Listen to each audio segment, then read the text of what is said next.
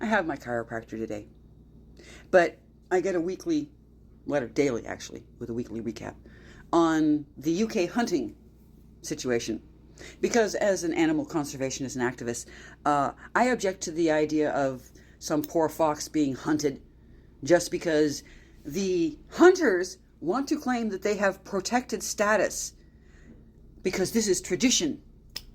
It is tradition in our country to torture and terrify poor foxes, to kill them on school grounds. There is a group that hunts several times a week, Waverly, I think it's called. And their dogs chased a fox onto school grounds and apparently ripped it to shreds where the children could see. Because it's tradition, right? Got to get those kids used to the bloodshed early.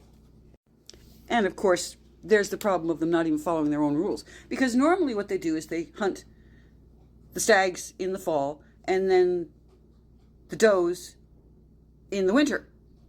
But apparently this past couple of years, they haven't been bothering with that.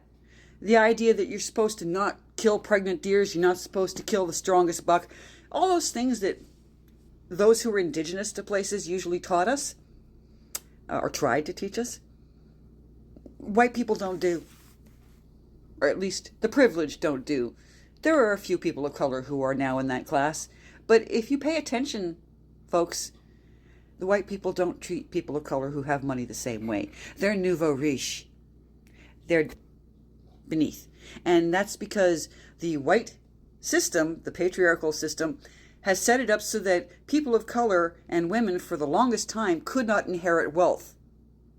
I saw a film yesterday with Vincent Price, Dragonwyck, years ago. He's very terrifying in it, and even though he's not supposed to be. And he's the lord of a manor. He has land, tenants farm his land and give him a tribute.